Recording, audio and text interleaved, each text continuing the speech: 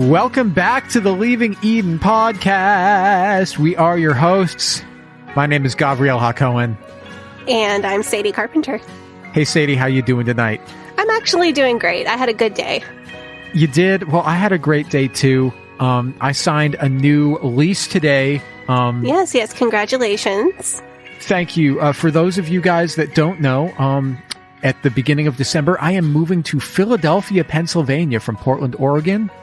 Don't worry, that will not affect our podcast in any way. You'll still get to hear us every week.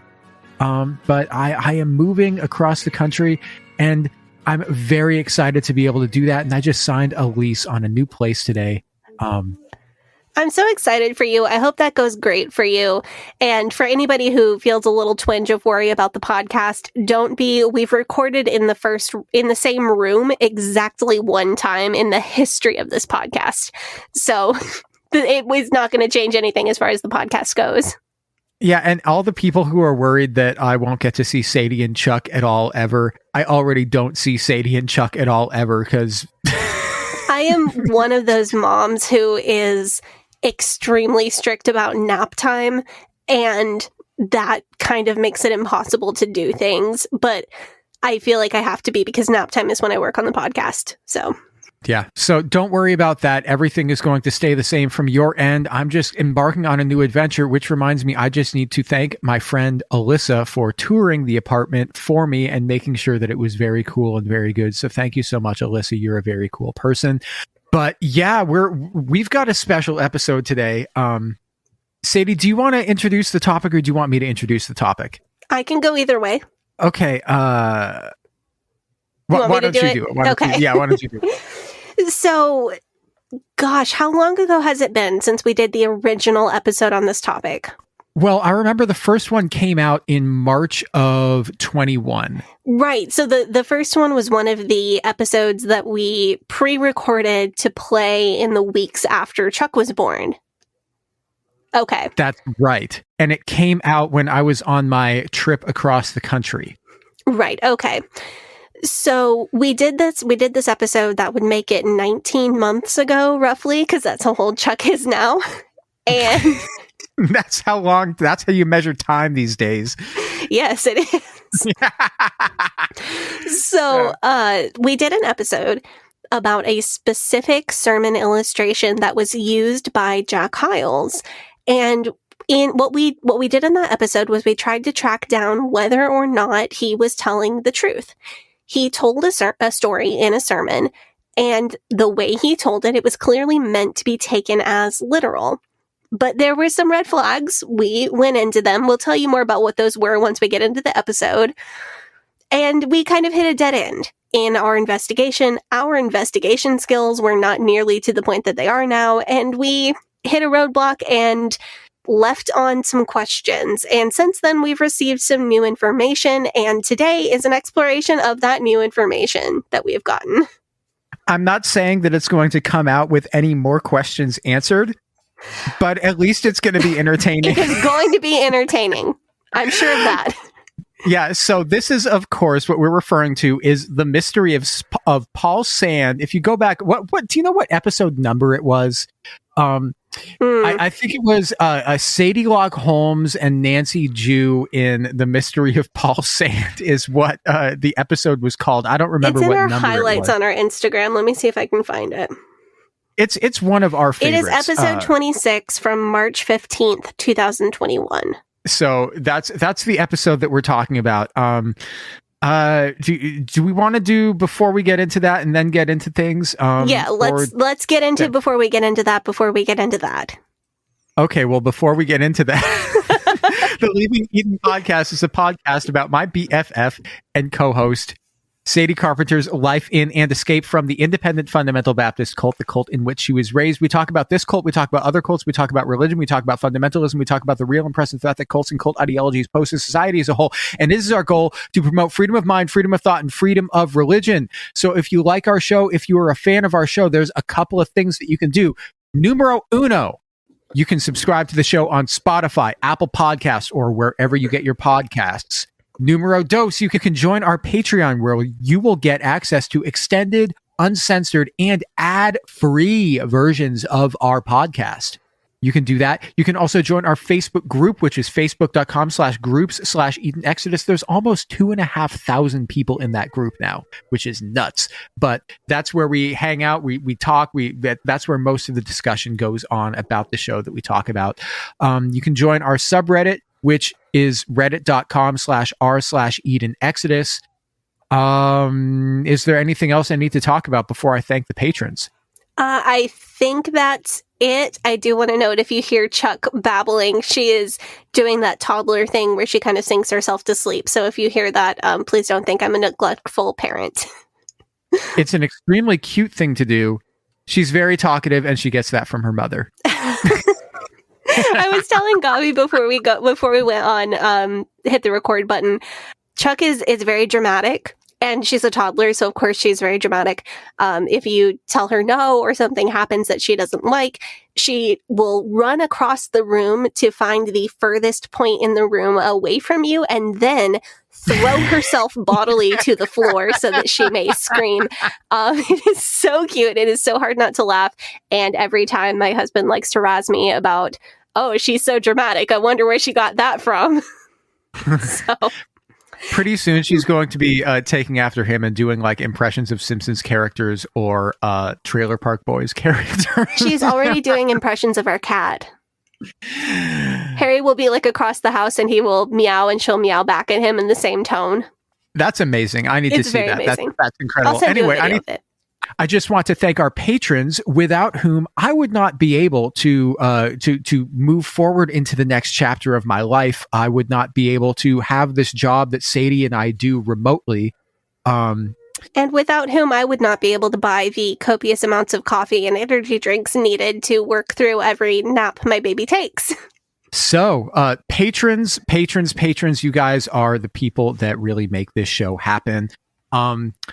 We have 2 I Gave It All Tier patrons, Kathleen Moncrief and Melissa Mosley. I don't know what to say to you guys other than your continued support continues to amaze me. Yeah, thank you so much. Yeah, thank you so much to Kathleen and to Melissa. And our Faith Promise Missions tier patrons, your names are Alex Todd, Allison MacArthur, Anisha Patel, Bart's real BFF, aka Big Sexy, Brittany, Brooke Tully, Carrie R, Chrissa, Crystal Patterson, Dear Ethan Hansen, the musical, Eleanor Donahue, Elizabeth Duworth, Emery Fairlosser, Hannah Ross, Hope Norum, Meg, who is just here to send Sadie true crime podcast suggestions. Thank you so much, Meg. Jen Kaharski, Jessica Tambo, Jonathan Miller, Kat Hedberg, Kay Turwee, Catherine Schneider, Kristen Marie, Lauren Vanderwall, Linda Morgan, Lindsay Goss, Lorena Watson, Michaela Upright, no relation to Reginald. ACE. Oh, no, we're not chanting that. We don't support ACE.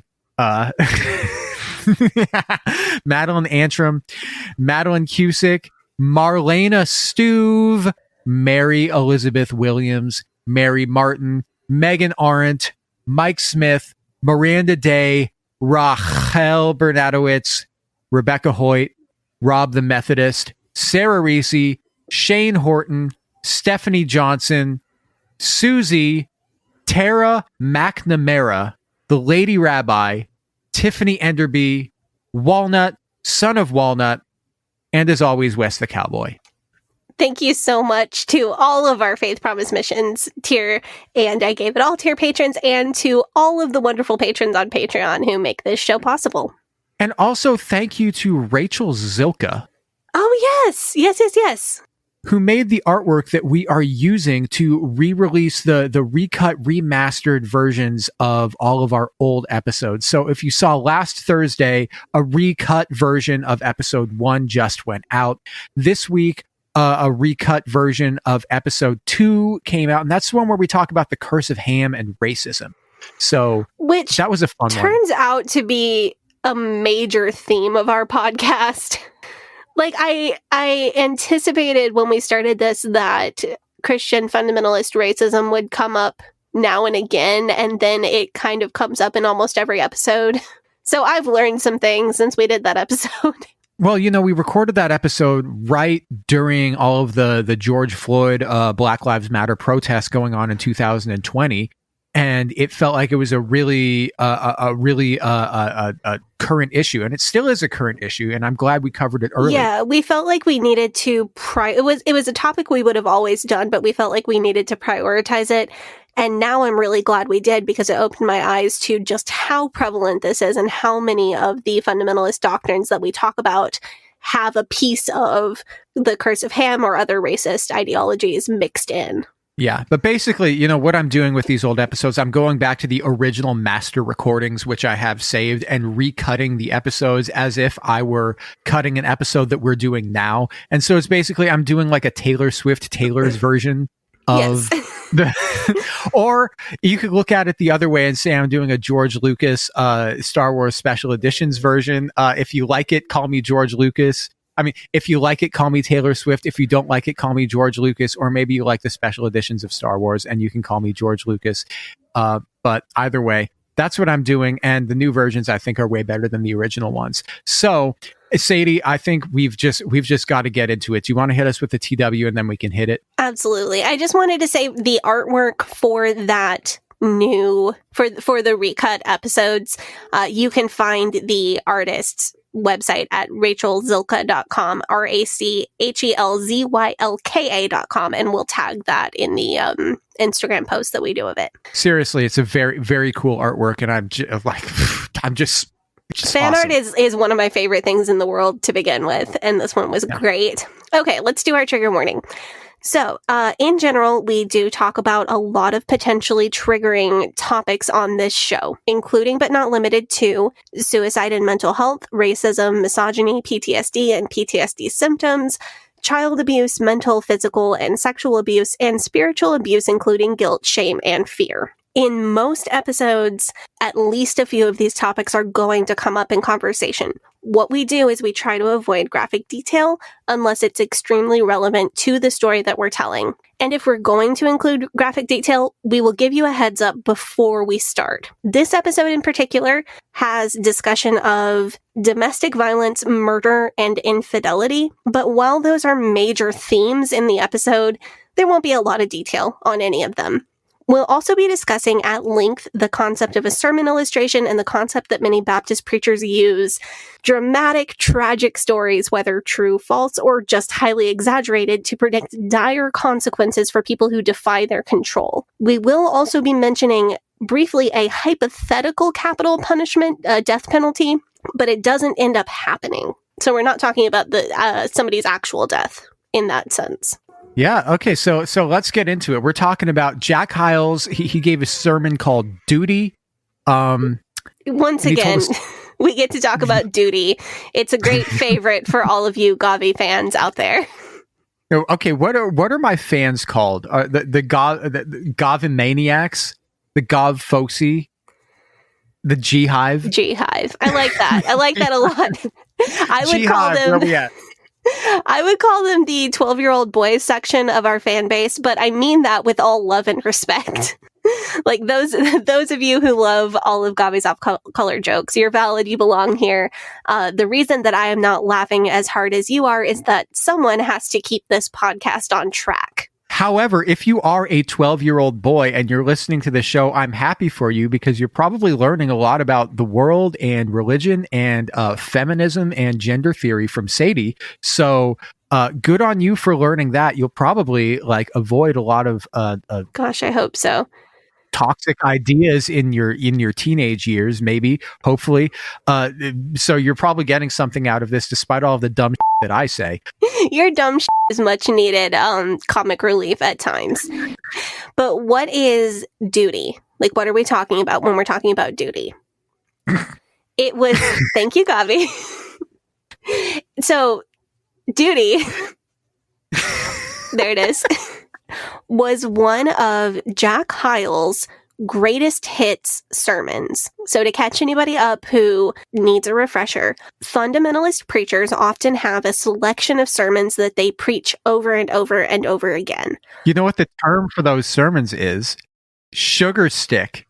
That's true. Where did you pick that one up? I was just re-editing one of the old Jack Scott episodes, and you were talking about the polished shaft.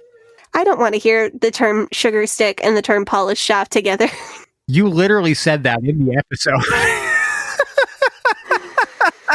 Oh, gosh. I was just editing it today, and you literally said, I don't want to say sugar stick and polished shaft right next to each other. So in like 4 or 6 or whatever number of weeks when that comes out, listen for that joke, because that joke is going to be in there. But it's not a joke because it's real. These fundamentalist preachers, their Sunday morning sermon would be different and new every Sunday morning. And usually their Sunday night sermon and their Wednesday night sermon would be also. But when they preach at a lot of conferences or meetings or fly out to other churches to do sermons, they kind of have a stable of regular sermons that they would preach. Like they're not going to make a new sermon for every single time. Jack Hyles in particular was so in demand that according to him, he would often preach Sunday night at First Baptist Church of Hammond, fly out to preach at a different church on Monday night and Tuesday night, fly back into Hammond for Wednesday to preach for Wednesday night church, fly out to a different church for Thursday and Friday, and then fly back on Saturday to preach at his home church again on Sunday. This is what he claimed he did. I don't have a reason to think he was lying. A lot of those dates are verifiable through like newspaper sources, or you can find flyers for the conferences he was preaching at. It's definitely possible that some of these dates were secret rendezvous with his secretary, but I don't think that all or even most of them were for sure. So when Jack Hyles would travel that much, you have to think of the numbers he would conservatively, he would preach twice on Sunday, once on Monday, once on Tuesday, once on Wednesday, once on Thursday, once on Friday. So conservatively, and then take Saturday off. So conservatively 7 sermons a week. And he often claimed a number closer to like 20 sermons a week, which again, I don't have a specific reason to think that this was a lie, because these churches, once they got him there for a conference, he was so hard to book that once they got him there, they would have a conference and have him preach during the day on Monday, and then again Monday night, and then during the day on Tuesday, and again Tuesday night. So it's reasonable to think that there were many days where he was preaching or speaking twice a day. So he couldn't necessarily have time to prepare a new and different message for each one of those speaking engagements. So when he was away from First Baptist Church of Hammond, he would often re-preach a sermon that maybe one that did particularly well at home, or a sermon from his stable of what I call greatest hits sermons. So Duty, that we're talking about today, it's one of those sermons that he preached multiple times throughout his career. Because he preached it multiple times, we have audio clips of him preaching it multiple times, because all of his sermons were recorded and then sold to people across the country, which is how my dad found his preaching originally in the early 80s. Duty was also printed in a book. The book said that it was a transcription of the sermon being given at Bill Rice Ranch, which we'll have to cover eventually. Our research friend Hannah tracked down the exact date that it was preached because she found some newspaper articles that were about Hyles' trip to visit Bill Rice Ranch. So it was preached at Bill Rice Ranch on June 9th, 1978, and that's the earliest date that we have on record of him preaching Duty. So thanks to Hannah for that bit of research. So let's get into the content of the sermon. Yeah, this is the wild part. So in this sermon, Jack Hyles does what we call in the fundy world a sermon illustration. This is a common thing in religious talks, and I've even seen this done, like an illustration can be given in a secular speech or in a non-Christian religious talk. I mean, when I went to High Holidays with you last year, one of the rabbis gave an illustration for her talk that she was giving. I mean, it's just like an extended metaphor. Yes. So sometimes it'll be a metaphor or an allegory. Sometimes it is clearly meant to be fictional. So it might start with, there once was a farmer who had many sheep. And you wouldn't think, like, if I started a story that way, you would understand that it is metaphorical, right? Yeah, absolutely. That's clear. Jesus did this when he spoke in parables, but people do this in religious and non-religious sense all the time. It's just a common rhetorical tool. Right. Or like a man walked into a bar. Like you do not think this is a literal story. It's a joke or a metaphor. So sometimes the story is clearly intended to be true. So if the speaker said something like, now I want to tell you a true story, you understand that the speaker intends for you to believe that this story really happened more or less exactly as they are telling it. If they're part of the story as well, then it's much more likely that you would think that they're part of the story, that this is a true story. Right. I almost feel like if a speaker tells a story that is fictional, but the way that they told the fictional story, it involved themselves, then they're kind of obligated to tell you at the end, no, that didn't really happen. That's an allegory. Because you cannot just tell people that a story happened and you were involved when you weren't. It can also be obvious from context whether you're intended to take a story as something that really happened. Like the story might start out, a few weeks ago, my kid fell off their bike and hurt their knee. That's clearly supposed to be literal. They may pull an allegorical meaning out of their kid's knee bump, but you're supposed to believe that that really happened. By the way, in the IFB, the pastor's kids are always the sermon illustrations. And I feel like this spreads to other denominations and non-Christian religions as well, because when I was talking about the rabbi giving an illustration during her talk, it was about her kid. Yeah, of course. It always is. It's, right. I mean, that it was about her wife and her kid. That transcends religion. But the point is that this Jack Hyles told this story, and he intended the audience to believe that this story was true.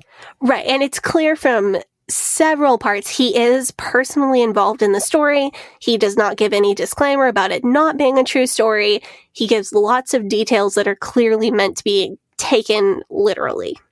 The only difference that he says that this story has to real life is the name of the people involved. And he says, I'm changing their name for anonymity's sake, not for this is a name that I made up because this is a made up story. So he's clearly saying this is a true story. This is a real thing that actually happened. Right. So in the 1978 printing, he does not say that he changed the name.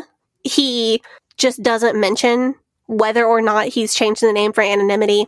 In a 1990s audio recording that we have, he says a different name, and he says, now I've changed this name for anonymity. So let me tell you the story.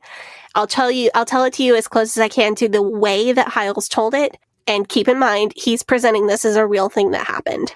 So Hyles says that a man named Paul Sand, aka the name that haunts me in my nightmares, visited his church at Miller Road Baptist Church in Garland, Texas, with his beautiful young wife. Hyles does not give a year that this happened, but Hyles was pastor of Miller Road Baptist Church for 7 years, from 1952 to 1959. So he is setting a date for this meeting, this man, between 1952 and 1959. Hyles says that Paul Sand and his wife, who is not named in the story, were a lovely couple. They were both very attractive. Paul was very tall and his wife was very short. Paul worked for the local phone company, and he and his wife quickly got saved, joined the church, became involved in volunteering for the ministry, and they both eventually became Sunday school teachers.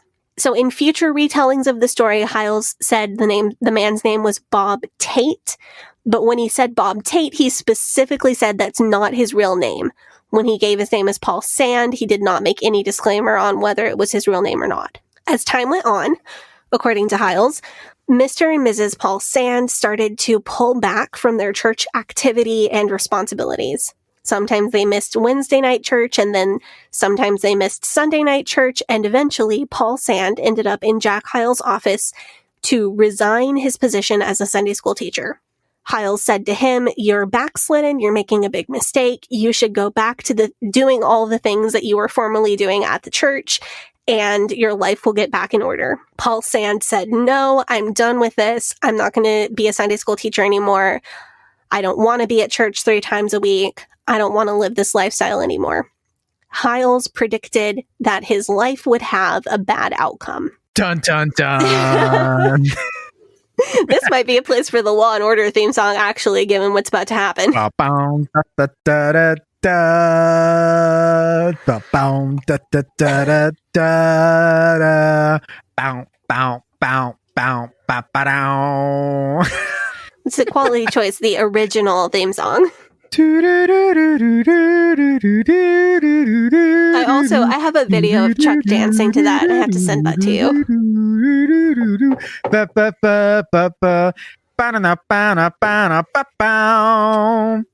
Do, do, do.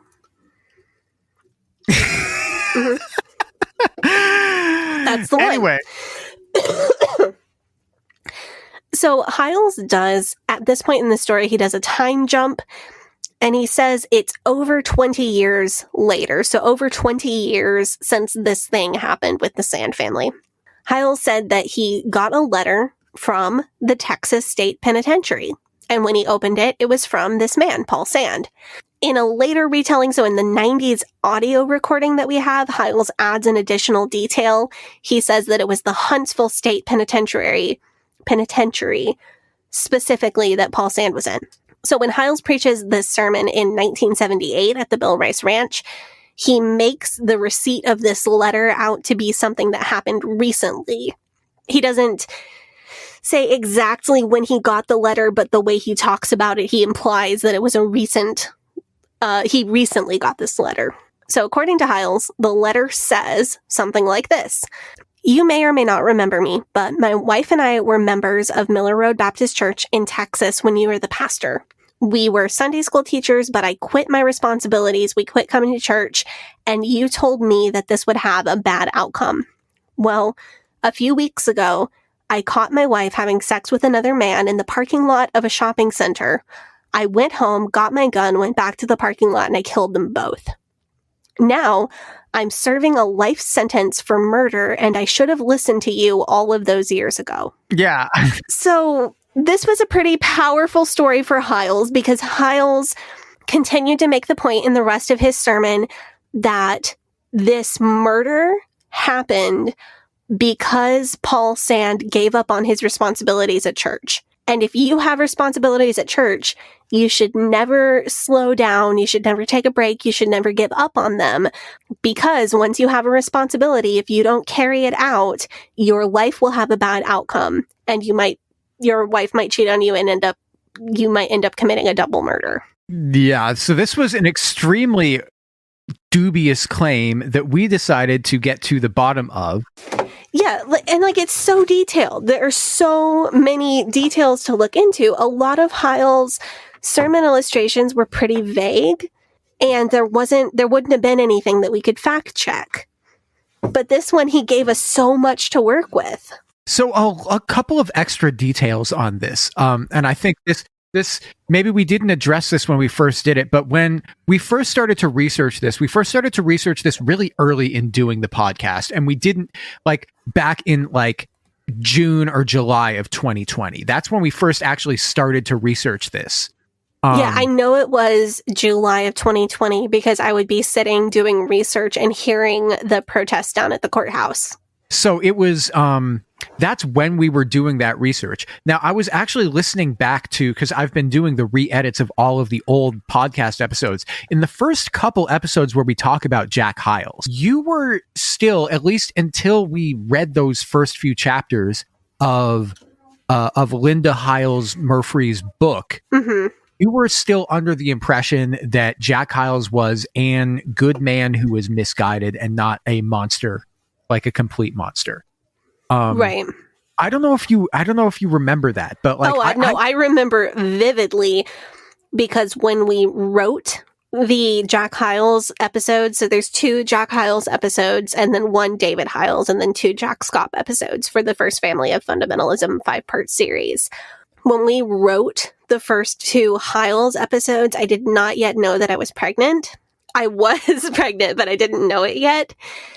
And we got in recording to do the first Hyles episode, and I don't know if you remember this, but we sat down to record the first one, and I just cried, and I could not handle being confronted with the question of, was he a good man who was horribly misguided, or was he some kind of monster? And that was so upsetting to me. We had to stop the recording session and go back the next day and finish it. I didn't remember that happening until I was going back through and listening to the master recordings of us doing it, because I'm doing the recut, and I was like, oh yeah, and that jumped back out at me. So when we first started researching this claim, and then like a week later I found out I was pregnant, and I was like, oh, that's why. Okay, that's why I was crying over that. Okay, this makes sense now. Yeah, but when we first started researching this claim, we were kind of like looking for evidence that Jack Hyles was a liar, because Sadie was kind of on the fence about that. Now, of course, like 2.5 years later or 2 years later, it's a different story, and we can just say whatever we want about Jack Hyles and slander his name, and there's nothing about it. But we did quite a lot of things to try to research this claim. I think I knew in my heart that I believed that he was lying about this story, because there are so many red flags and things that don't add up and timelines that don't make sense. But I felt this enormous sense of obligation to Jack Hyles, and I felt like I needed to exhaust every possible avenue that I possibly could to see if I could prove him right. And we went to hilarious lengths to try to accomplish this. So, Sadie, what did you do? You were like in all the databases, weren't you? Yeah, so I did. You did a lot of like media searching and looking through that kind of thing. I looked through a lot of spreadsheets. So I checked the Texas State Penitentiary website. So that was one of the first things I did, and found out that they had at the time in like late 2020 or early 2021, no current inmates named Paul Sand or Bob Tate. We searched Murderpedia. We searched just like find a grave. Like we looked all over the place. So I suspected from the beginning that if Hyles was telling the truth and this was a real story, Paul Sand was probably still a fake name, even though he didn't give that disclaimer when he preached the sermon in summer of 1978. So what I did was I went through every single double murder in Texas on Murderpedia. Every single. So, and at the time, we didn't have our time frame super narrowed down. So I read every single double murder in Texas from like the 60s to the 90s, because we didn't know when that sermon at Bill Rice Ranch was preached. So every single double murder with a gun in the state of Texas, and searched and searched and searched for articles that described anything similar. I read about so many murders, but I did not find anything that fit it, that happened in a parking lot, that was a crime of passion, that was a man shooting his wife and her lover. I didn't find anything that fit the rest of the details of the story. So what I did was I looked at other extraneous details of the story to see if I could find something there. One of the things that one of the times when he told the story, he said that the wife's lover was a coach on a football team, on the high school football team. So I searched the high school football team records of like the local high school that was across the street from the church to see if I could find anything. But we looked up what we did was we looked up several different high schools in the area and found the names of each coach of the football team as best as we could put that together, and then found coaches whose tenures as coach ended within the time frame that we were looking at, and then tried to find out how those guys specifically died, and did not find any murders. And a listener like came through and sent us pictures from high school yearbooks, which was wild. Right. That was nuts. We really, because Hyles was so specific. Like this guy, I think this was in the 1993 audio recording. He said that the guy who was having an affair with Paul Sand's wife was the coach of the local high school football team, and that the murder happened in the parking lot of the shopping center where the murder happened was close to the high school, like across the street from the high school. So with that level of specificity.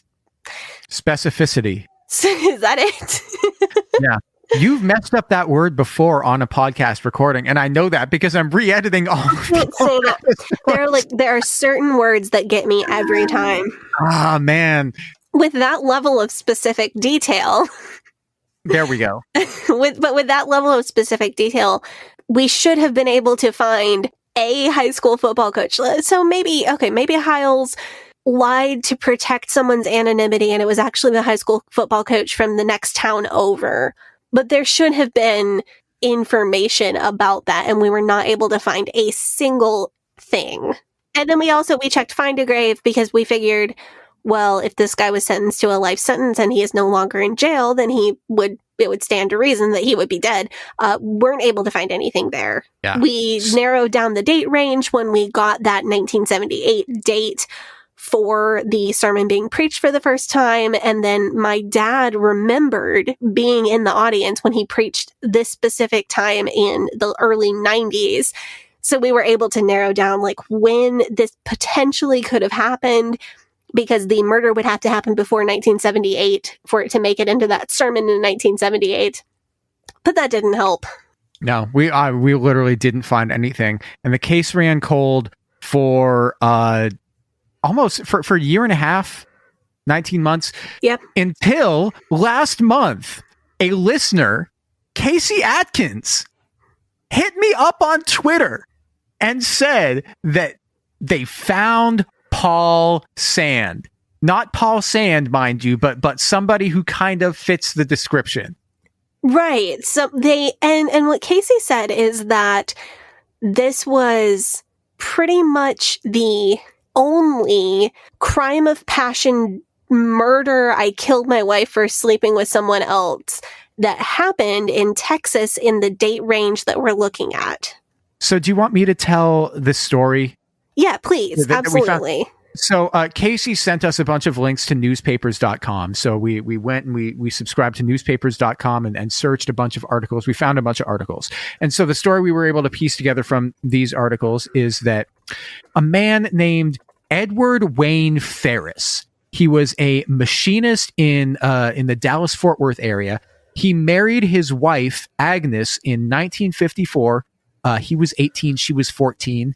In 1960, big yikes on that one, bud. In 1960, they had a daughter together, and in March of 1964, she confessed that she was no longer in love with him. He called her sister to try to get information out of her sister to see if there was another man involved. Sister didn't give up any information, so he went back to talk to his wife, Agnes. Agnes confessed to Edward that she had been sleeping with his cousin, J.C. Hopper, which is a funny name. The next day, Farris went to the doctor and told the doctor that he was feeling uneasy. And the doctor gave him a tranquilizer or a sedative or something, probably like Quaaludes. Give him some Quaaludes. I found a quote from Farris in the newspaper about this. Farris said, "The doctor gave me 2 prescriptions for tranquilizers. Some were pills and the others were red capsules." Okay. So he took some Quaaludes or something, came home when his wife was sleeping on the couch and their daughter was playing outside.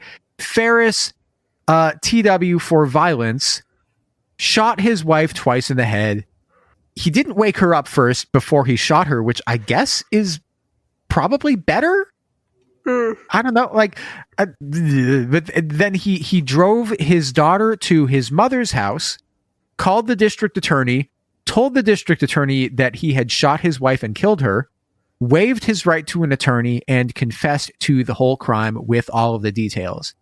He later said that he did not want a prison sentence, and that he would rather be sentenced to die by the electric chair, and stated that if he were ever released from prison, he would not be able to be in his daughter's life because it wouldn't be right after everything that he had taken from her. That's the case that we are looking at, the case of Edward Wayne Farris. Yeah. Can you cut out where you say he was let out of prison? Because I want that to be like a big reveal in a minute. Okay, cool. So he stated... Gosh, so many thoughts on this. This is a crazy story. This is a truly insane story. So, number one, did we point out that at the time that Edward Wayne Farris and Agnes got married, he was 18, she was 14? I think I mentioned that, but yes. Very gross. So you texted me that, and then I had to go directly to the newspapers.com site to check it because I thought that can't be right. And then I thought, no, this is a misprint. So I went and checked her find a grave and nope. So she was 14 when she got married and then she was 24 when she was murdered. Damn. That's younger than us. Yeah. It's like. That is ridiculously younger than us. Man. So this caught my attention because there is a long-standing rumor that Beverly Hyles was very, very underage when she married Jack Hyles. I have done a good bit of research into this. I don't think it's true. I think she was 16 when they got married, which at the time would have been fairly normal. But there is a long-standing rumor that she was 13 or 14. I think someone has dug up her birth certificate for me or some census records or something that pretty well disprove that. Anyway, if you were wondering about that, she was letting her 4-year-old daughter play outside while she slept, which is extremely 60s. Very much. And then also the Quaaludes I went to the doctor because I wasn't feeling well because my wife was cheating on me and he gave me 2 different tranquilizers. Also, man, very 60s. There is a quote in a newspaper article about Farris couldn't eat or sleep. All he could do was smoke. Very 60s. This story happened in the 60s, y'all.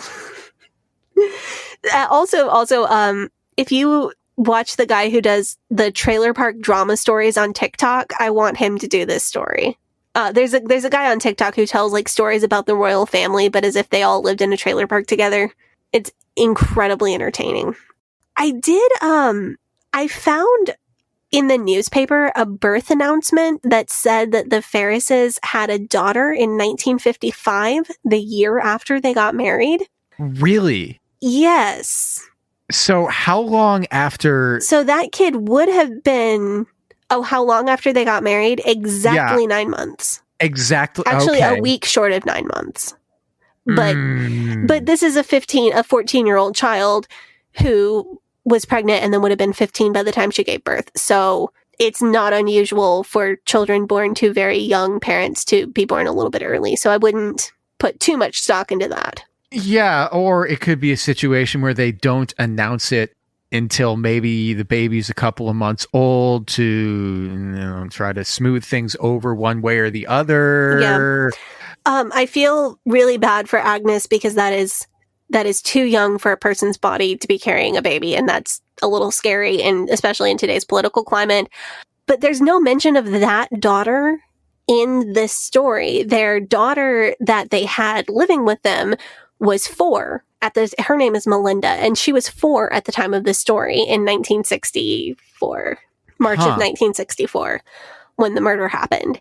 I don't know, maybe she got given up for adoption, or maybe, I don't know, for whatever reason. Which would be weird because they were married. So I kind of wonder if maybe that baby was preemie or didn't make it.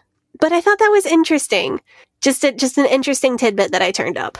Man, Agnes' life just sounds real rough. Agnes had a fucking tough life.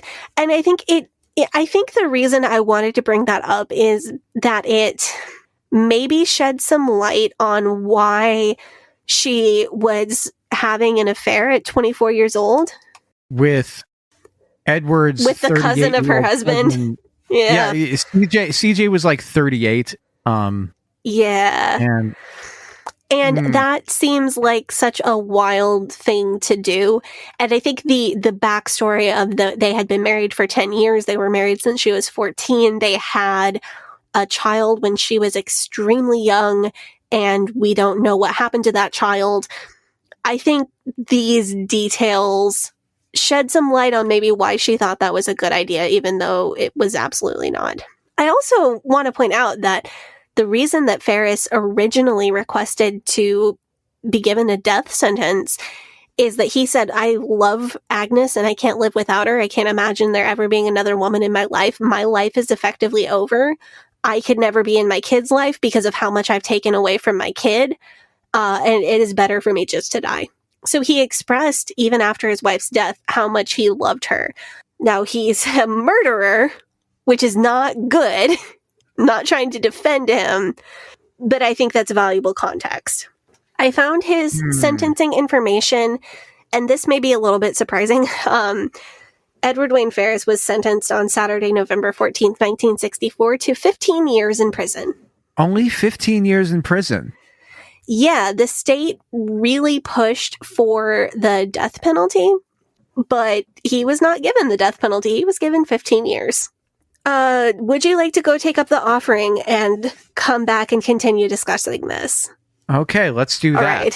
And we'll talk about whether or not this is the story that Jack Hyles based it off of, based on some information that we have dug up and information that we are missing. So that's what's coming in the second half of this episode. Now a word from our sponsor, BetterHelp. As you all know, I'm getting ready to move across the country, and I really wish that I knew exactly what to do. Unfortunately, life doesn't come with a user manual, and life changes are often difficult to navigate. When things aren't working, it's normal to feel stuck or confused, and it's difficult to know what the right thing to do is. Luckily, therapists are trained to help you figure out the cause of challenging emotions and learn productive coping skills, which makes therapy the closest thing to a guided tour of the complex engine called you. I know when I have a situation that I am feeling unsure about, therapy can help me figure out what the best decision is for me and how to best prioritize my own needs. As the world's largest therapy service, BetterHelp has matched 3 million people with professionally licensed and vetted therapists, available 100% online. Plus, it's affordable. Just fill out a brief questionnaire and match with a therapist. If things aren't clicking, you can easily switch to a new therapist anytime. It couldn't be simpler. There are no waiting rooms, there's no traffic, no endless searching for the right therapist. Learn more and save 10% off your first month at betterhelp.com/Eden. That's BetterHelp, HELP.com/Eden. Hey, Sadie here. If this is your first time listening to the Leaving Eden podcast, make sure you go back and check out episode 57. It's a primer episode for new listeners. That episode tells my personal story and gives you all the terms and information that you'll need to know going forward. Also, check out our cult true crime series, The First Family of Fundamentalism, so that you can get the whole cult story. If you like our show, you can support us by joining our Patreon, where we have extended and uncensored episodes as well as other bonus content available. You can also join in the discussion in our Facebook group. That group is called Eden Exodus. Tell a friend, tell a family member, tell your worst enemy. The Leaving Eden podcast is a fully independent podcast, and we really appreciate your support. Now, back to the show. We are back from our break. We are talking about Paul Sand, a.k.a. Bob Tate, a.k.a. Edward Wayne Farris, maybe. Killed his wife. Not a great guy. Just a bad situation for everybody. This is the story that basically we got sent to us, and then we dug into and we read all about on newspapers.com. We found some other records for it as well. So what are our reasons for thinking this might be the Paul Sand story? What matches? In my opinion, I think that this is the story that Jack Hyles based his Paul Sand story on, and I'll tell you why. If you listen to the original recording that we had, I think the recording was from the 90s. No, the recording was from 78. No, the book, it's printed in a book in 1978, and the recording that we based our research off of was from the early 90s. We know it was early 90s because my dad was there. The story that he took, there's a couple of phrases that he used. I think one of them was, and I got the rifle from my closet and I shot my wife. In those words was lifted word for word from the newspaper article, and said from word Farris's for word, confession in the newspaper, and said word for word the same way in the letter that Jack Hyles read. Right. The general location. So Edward Wayne Farris and Agnes Farris lived what did you say about 45 minutes away from where Miller Road Baptist Church was?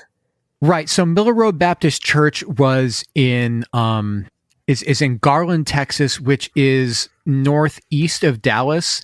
And I think Edward and Agnes lived west of downtown, between Dallas and Fort Worth, in that area. So, and based on their marriage announcement in the newspaper and the birth announcement for the daughter that was not in the picture by the time the murder happened, they lived at the same address from the time they were married until the time of the murder. The area generally is the right area. And so if there was a murder in it's the Dallas Fort Worth Star Telegram is the newspaper, right? Right. The Star Telegram is the main. There were other smaller newspapers reporting, but the Star Telegram was the major newspaper in the area. So it is the right general area, and it is plausible that they could have attended Hyles Church. And then you also found a photo of Agnes, right? I think that maybe he based some personal details of the couple on the actual people. I don't know. But she was Farris also was tall though. He was tall. Farris was tall. Okay. Yeah. So that matches. Yeah, and so there's just a couple of details that really match up and seem like they line up. At least it's the sort of thing where Hyles definitely could have seen something he liked and then changed it to be more compelling in his sermon. For instance, obviously the biggest difference in this is that Farris didn't kill also his cousin. Right. So that's one major difference, is that this was not a double murder. And the other thing, and this was something that we kind of had issues with, that we were kind of confused about when we talked about it the first time, that basically Farris was at the shopping center and he found his wife and her what's the male version of mistress? Mastress? Master? I would just say lover. I think lover works. Okay, I guess he found his wife and lover in the back seat of a car in the shopping center parking lot, and then he saw them there, and then he went home, got the gun from his closet, went back, and then shot them. So that was a detail that really confused us, because he would have to see them, and then they would have to still be going for however long it took him to see them. Like, if you're doing that in public, somebody's going to see you. Because it seemed like they were in the middle of the day. What? Right? Because and who was watching their kid? Right? Who's watching the kid? Like, so he would go there and he would see that in the middle of the day, and somebody's going to happen upon them and like knock on the window and be like, "You can't do that here." Like, this is the 60s. Like, I don't like how far away was his house from the shopping center? Was it a 5-minute trip? Because that would make sense, I guess. Right, but they'd still have to, like, if you're doing it in the car and you're in public, then you're going to try to get it over with quickly. You're not going to you're not going to do like a long, like, drawn out tantric session or whatever like that. In a car, in daylight, in a parking lot. Basically, if you're doing it in the car in daylight in the parking lot, no matter how long it takes Farris to get home and get the gun, he's not going to have enough time to go home to see you, walk from your car to his car, get in his car, drive home, go into the house, go into the closet, get the gun out of the closet, go back to his car, drive back to the parking lot, park, like, I guess close to your car, shoot you, and then like get away. You're going to be done by then. And you're going to be like wiping yourself off, driving off somewhere, I don't know, cleaning the upholstery, generally what people do after they're done. It just seems like a logistically not a very kind of a nonsensical situation that Hyles came up with to begin with. So we always kind of assumed that part was fake. Right. And so the I think that's the biggest detail maybe that doesn't line up with Hyles' sermons, but there were a couple other details that came to mind as well. On the other side of this issue, we have a couple of reasons to believe that Edward and Agnes did not know Hyles at all, that they never went to his church, and that they never knew him to begin with. And they just seem like, from the story, they just didn't seem like the type of people that would go to an IFB church. No, they really didn't.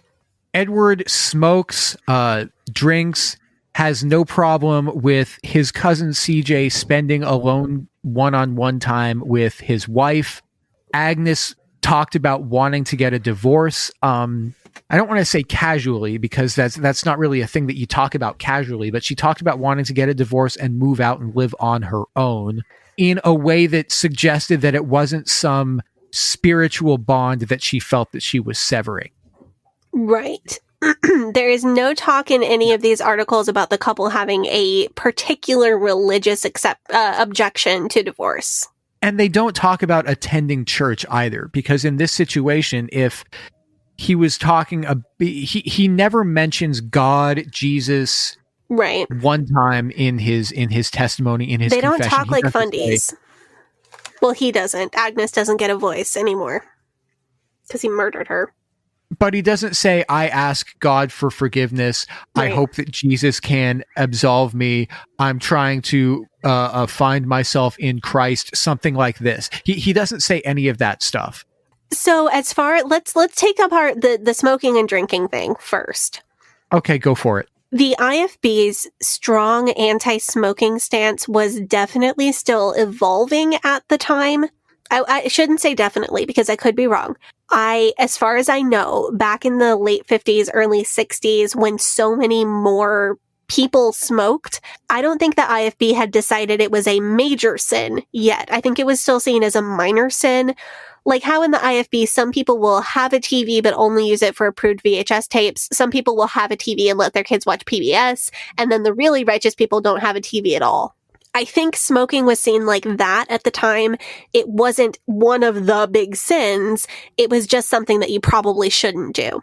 My guess is that the anti-smoking thing came about at the same time that they started preaching against men having long hair, started preaching stronger dress standards. All of these things came along in the 60s because the IFB hated hippies and everything they stood for. So the smoking isn't a disqualifier. Okay, what about the drinking?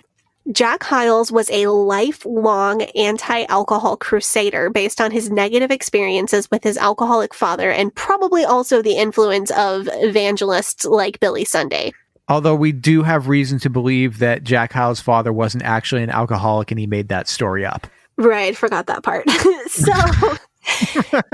So the smoking isn't a disqualifier. The drinking is a concern. And is not, so if they were Sunday school teachers at Jack Hyles' church in 1958, when Agnes Farris would have been like 18, which seems kind of young, at that point, Hyles would have said, you can't be a Sunday school teacher here if you drink at all. So if Jack Hyles' story was true, and if it was about Edward Wayne Farris, he would have had to completely quit drinking when they were Sunday school teachers at Jack Hyles' church, and then started it back up again, which again that's not something, the way he talks about drinking, he talks about it like a thing that normal people do and he has always done. It wouldn't be, so this isn't a straight disqualifier, but it does throw some doubt on the story. I found, so when we started researching this episode, this follow-up episode, I still thought there is no way that this story is related to Jack Hyles at all. Jack Hyles never heard this story.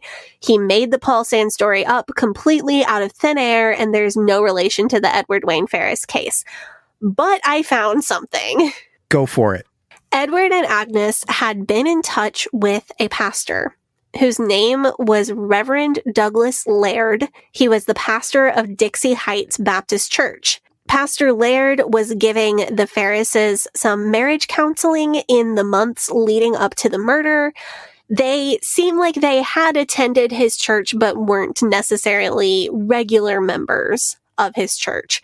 Douglas Laird had some very interesting things to say about this case. He was Farris's spiritual advisor during the investigation and trial of this case, and even visited the murder scene with the police, because again, this is the 60s in Texas. So Douglas Laird said that he baptized Edward and Agnes Farris around January 1st, 1964, the year of the murder. Wow. The other thing I found about Laird is that he attended Southwestern Baptist Theological Seminary.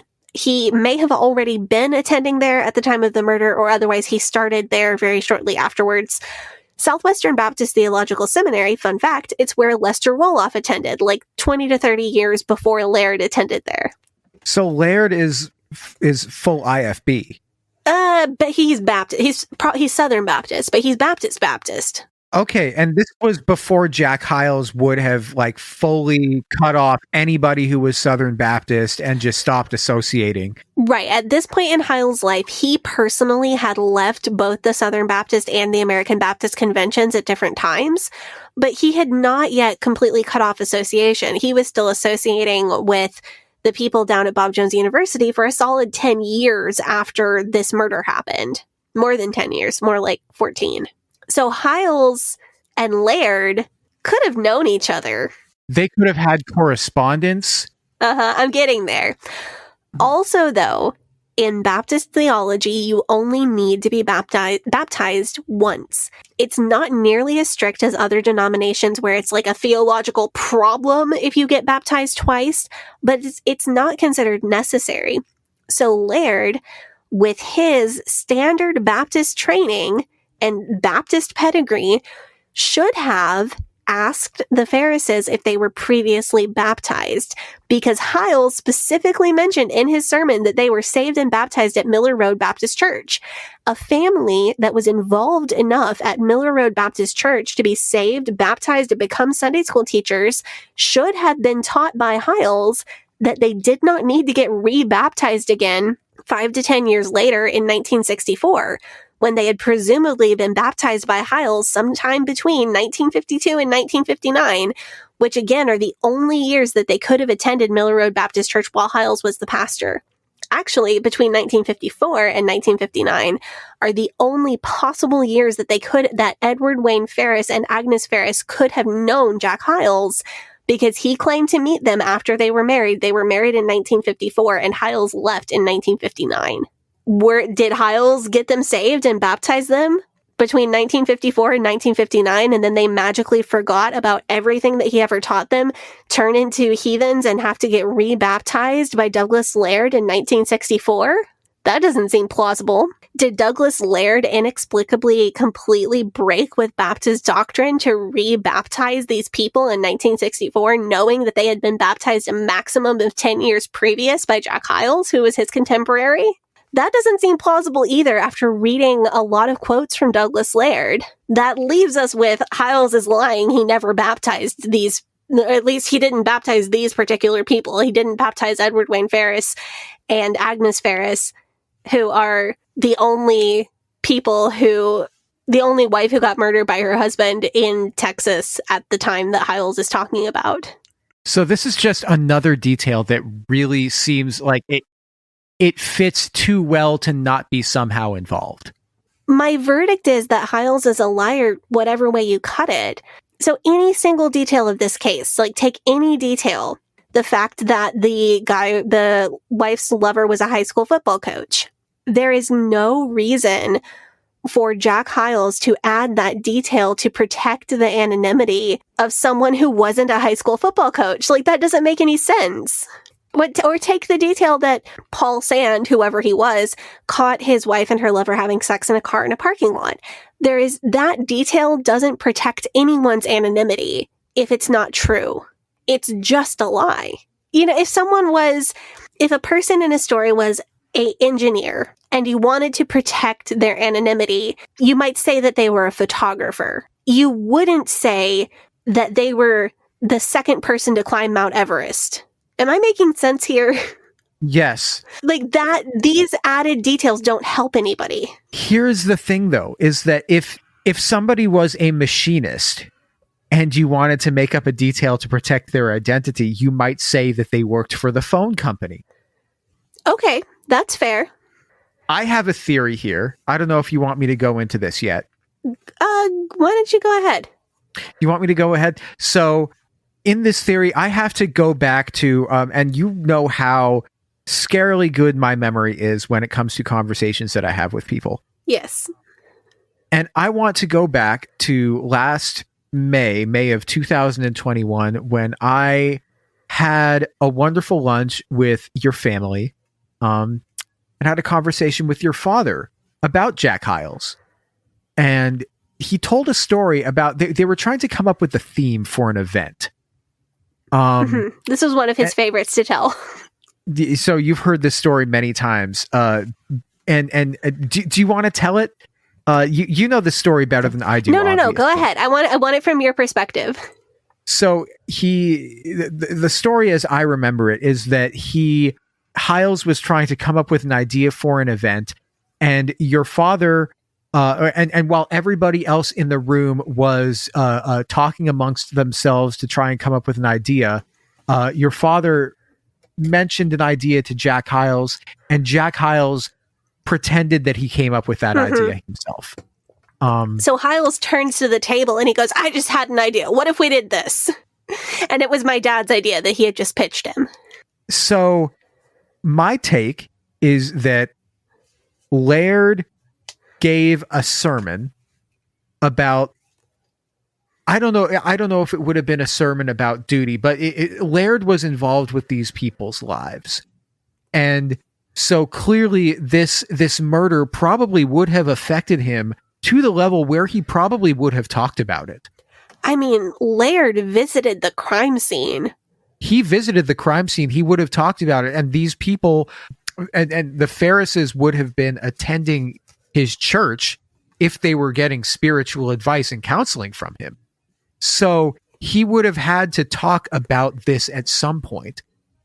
So my take is that Jack Hyles probably heard this story from Laird or from somebody who heard it from Laird.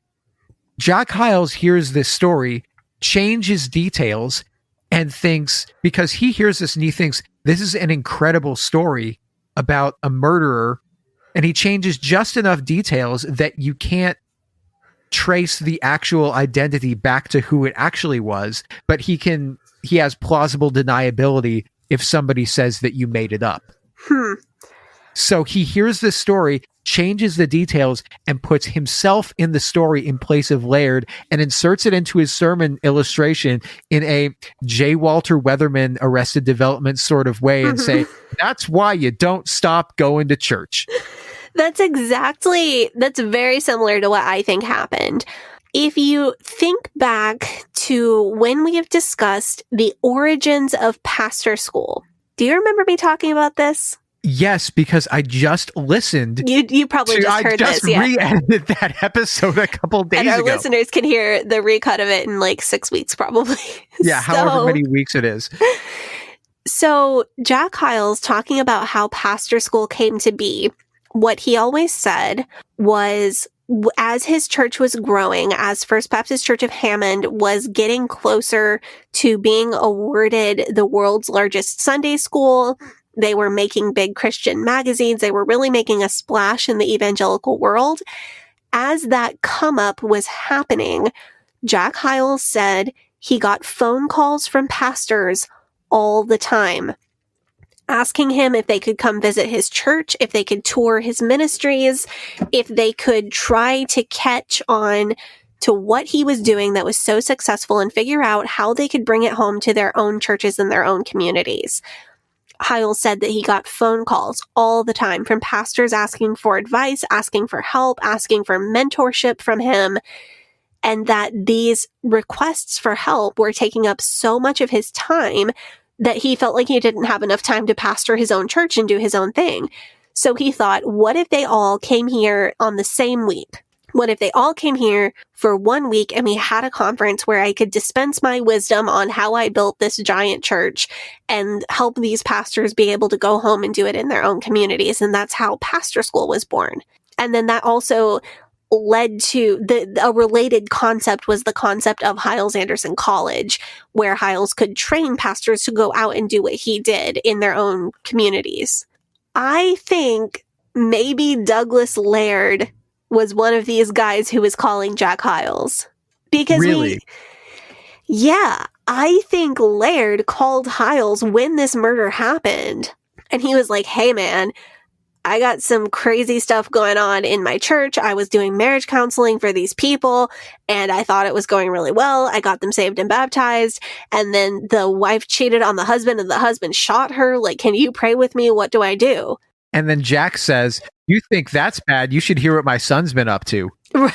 Dave would have been a teenager at this point. He wasn't up to the real, criminal shit yet. I mean, he was up to some bad shit when he was a teenager. I'm sure he was. Know that. He didn't get the criminal stuff that we know about. He was in his 20s, at least. Speaking of which, Dave Hyles is trying to make a comeback again. You hear about this? He's going on podcasts. He's on Instagram. He's on Facebook now. He's trying to make a comeback. Dave Hyles was on. So John Wilkerson, the current pastor of First Baptist Church of Hammond, who took over after Jack Scott went to jail for sex trafficking a minor. So John Wilkerson was on this podcast, and then a couple weeks later, the same podcast also platformed Dave Hyles, and John Wilkerson has not come out and said, I don't want to be on the same platform as Dave Hyles, and refused to, denounce him. So that's fun. Yikes. Yeah. Bad Did look. you listen to the Dave Hyles interview? Not yet. I'm going to. I saw a clip of it that Eric Skwarczynski posted, and he it was all just because you've done bad stuff in your past doesn't mean it should ruin your future. I'm like, you murdered a child, probably, allegedly. I mean, yeah, and also all of the people that he assaulted. So many people. So yeah, I think that Laird called Hyles for advice and told him the whole story. And then 10 years later, Hyles thought, that'd be a great story to tell in a sermon illustration. And I'm just going to make it about me because I'm Jack Hyles and I make everything about me. And enough time has passed that he can, Speaking of enough time passing, Gavi. Oh God, what's about to happen? You remember how Edward Wayne Farris was sentenced to 15 years for killing his wife, right? Yes. And you also remember how in the letter that Jack Hyles claimed to get from Paul Sand, he said that Paul Sand was sentenced to a life sentence, right? Yes. And he claimed that he got a letter from the jail from the guy who said he was sentenced to a life sentence. Yes. So number one, Edward Wayne Farris was never sentenced to a life sentence. His original sentence was 15 years. But number two, Edward Wayne Farris was let out of prison in 4 years, which was 4 years, which was 10 years before Hyles ever preached duty. What? By the first time Hyles preached this sermon and told this story, Edward Wayne Farris had been out of jail for 10 years. How did Edward Wayne Farris do less time than Jack Scott? It was a crime of passion. If anything is going to get off easily, that's what it's going to be. I think that was the detail that made me realize that this is completely made up. I do think it's totally possible that Douglas Laird called Jack Hyles, asked for advice, and then Hyles decided the story was too good to pass up. So he stole the story, he made it about himself, and he used it as one of his most iconic sermon illustrations. I'm good with that. I think that's pretty close to what I'm leaning towards as well. But I just think it's so fascinating that we actually were able to pin this down to an actual case. Yeah, and big thanks to Casey for tracking this down for us. Yeah, and so any final thoughts about Hyles? Oh, yeah. I got final thoughts. Of course you do. I think the questions that this leaves me with are more about what kind of person does this make Jack Hyles? Because a really interesting detail that I brought up in the original Paul Sand episode is that I have direct knowledge of another one of Hyles' sermon illustrations in a story that follows the exact same beats. Hyles told a story about a family who asked him for advice. He told them what he thought they should do. They decided to go against his advice. And then later, several members of the family drowned on vacation. And I know that that story is true because my mother personally knows some of the people involved in it. So Hyles has a true story about someone who didn't take his advice and a bad thing happened to them. Why would he make one up? Why would he make up an additional story? And what does that say about him? What kind of person would do that? The more that I think about this story, if Jack Hyles had told the whole story, how it actually happened, and he said, I have a friend who's a pastor down in Texas. I know him from when I was the pastor at Miller Road Baptist Church. This pastor was counseling this nice young couple, and they were having some difficulties in their marriage. But what happens is the wife is alone with this other man, and they're drinking and they're smoking and they're doing all sorts of immoral things. And the wife has sex with this man who is not her husband, and her husband kills her. And that's a true story. I can give you the name of the man. His name was Edward Wayne Farris. My friend who's the pastor is Pastor Laird down in Dallas, in Texas. Yeah, Dixie Heights Baptist Church. Dixie Heights Baptist Church. Look it up. This actually happened. That's a sermon illustration. That's a real thing that actually happened. He can tell that story. Yeah, and there's so many things that Hyles could have, so many of his pet topics and pet peeves. He could have said, well, this is what happens when you drink. He could have said, well, this is what happens when you trust psychiatrists who give you tranquilizers. He could have said, well, this is what happens when a woman is outside her husband's authority and is spending time with another man. He could have said 100 different things that would have gone right in line with his own pet peeves. But what he needed, what Hyles needed, was a story about not quitting your job as a Sunday school teacher. What Hyles needed was a story about don't quit your jobs that you do that build my ministry and build my name. You know what that makes me wonder? It makes me wonder if there was one guy who was thinking about quitting his job as a Sunday school teacher that week. That's exactly what I see. Now, he preached it first at the Bill Rice Ranch. So, he didn't preach it. We don't know if he preached it at home in Hammond before that first time he preached it at the Bill Rice Ranch. But that sure sounds suspicious to me, because what he needed was not a scary morality tale about the dangers of drinking or the dangers of an unsubmissive wife. What he needed at that time was for people to keep building his ministry and building his brand as he was moving up towards being one of the largest fundamental churches in America.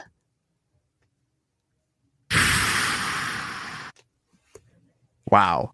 So that's the detail that he inserts into this story that has nothing to do with him.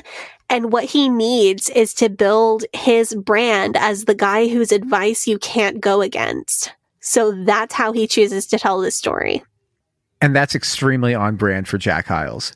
That is... Yeah, it's not malicious on its face. It's just incredibly narcissistic. And this goes so well with the profile that we've kind of built up of Jack Hyles as someone who is insecure about his appearance, as someone who was very concerned with appearance of everything, but was perfectly willing to bend and break all of the rules behind the scenes for him to get what he personally wanted. So I want to talk about how can we look at this story from a deconstruction point of view, because so many of us were told these stories. And it goes all the way back, I think, to the very first episode where we talked about the brain in the jar story. So many of us were told these stories about a person who went against the man of God, and then they got in a horrible tragedy of some kind, and either they died or they suffered permanent consequences, or someone they loved died. And I think that's a really difficult thing to deconstruct. I really hope that taking apart this Paul Sand story can give us a framework for deconstructing these fears. Because I definitely felt these fears. If I step outside of the IFB way of life, then what if something terrible happens to me? What if something terrible happens to someone I love? I think when we look at this Paul Sand, Bob Tate, Edward Wayne Farris murder story, what we see is that the breakdown of the Farrises' marriage and the eventual murder of Agnes Farris had nothing to do with their spirituality or their membership in a church. If anything, Douglas Laird did his best to help and just their marriage was too far gone and he just wasn't able to help enough. We're talking about a young couple who would have been born shortly after the Depression and the Dust Bowl in Texas. I searched and searched on census records to try to find either Edward or Agnes in the 1950 Texas census, and I wasn't able to find them, and that makes me think maybe I couldn't find them because they lived in such a rural area that they weren't reached by the census. These people were probably not wealthy. They got married at an extremely young age. We don't know if it was a love match from the beginning or maybe a shotgun wedding kind of situation. But we know that at least at one point they really loved each other. And at one point, Edward really, really loved Agnes. It's clear from the way that he talked about her that he was, evil murderer though he was experiencing true heartbreak over what had occurred between him and his wife. We know that they had a child when Agnes was extremely young, and Edward would have only been 19 when that first child was born in 1955. And then they got married, and they were married for 10 years, and they were extremely young. They had a child together, which always puts pressure on a relationship. Even the healthiest relationship, even when it's positive pressure, having a child is always equivalent to pressure in a relationship. And maybe she didn't feel as loved by her husband as she once did. Maybe they didn't prioritize each other. I don't know what happened, but she had an emotional affair that led to a physical affair, and he got super blazed on tranquilizers and whiskey and cigarettes and shot her twice. That story has nothing to do with their spirituality. This tragic, awful murder that happened has nothing to do with whether or not they ever attended Jack Hyles Church and were Sunday school teachers, which I do not think happened. And I hope that looking at the facts of this story for what they are can help us take apart those fears, because I think a lot of us who are raised in this do still have fear. And I think looking at it as more factual, this helps. This helps me, and I hope it helps you too. Thanks so much for saying that. That was a fantastic way to close out this episode, Sadie. I just, I find that when I have a fear that is based in IFB thinking or cult-like mentality or religious thinking, taking it apart with logic and looking at what actually happened in this true story, it makes it more logical in my mind, and it helps me be more logical when I face those fears. Thanks for tuning in, guys. This has been a fun episode, and it's a fun one to revisit. The Paul Sand, that story in the sermon Duty, that was a fun one from the beginning, and I'm having a good time revisiting it now. Tune in next week. Next week, we're talking about the cults of personality. A little bit of a different area in which we want to go in, a different direction. But, we've talked about cults. We've talked about high pressure groups. We haven't really talked about cults of personality that maybe surround celebrities or political leaders or just various people. So that's really exciting for us to get to cover that, because I think that's a new avenue in which we can talk about this kind of black and white thinking, this kind of brainwashing thinking, and this kind of in-group, out-group mentality. Yeah, that's something we've touched on and we haven't gone super deep into it. So I'm really excited to get that opportunity starting next week. Feel like it might be a couple weeks. We'll see. We've got that coming out, and then we've got some more fun stuff coming out for you guys after that. So make sure that you tune in for those. This has been the Leaving Eden podcast. If you like our show, if you're a fan of our show, please subscribe to our Patreon, where there's an extended version of today's episode that's even longer and more goofy than the one that you already listened to. You can join our Facebook group, which is facebook.com/groups/Eden Exodus. You can join our subreddit, which is reddit.com/r/Eden Exodus. You can follow us on Facebook and Instagram at Leaving Eden Podcast, on Twitter at Leaving Eden Pod. Tune in on Thursday for the re-release of Taylor's version of Leaving Eden podcast episode 2. I'm going to start calling it Taylor's version because that's the analogous thing to what it is. Sadie, do you want to plug your social media? Sure thing. You can follow me on Instagram at Sadie Carpenter Music, on Twitter at HellYesSadie, or on TikTok at Sadie Carpenter 1. And you can follow me on Facebook, Instagram, and Twitter at GAVRIELHACOHEN. Thank you so much for tuning in, guys. You have a great day. Bye-bye.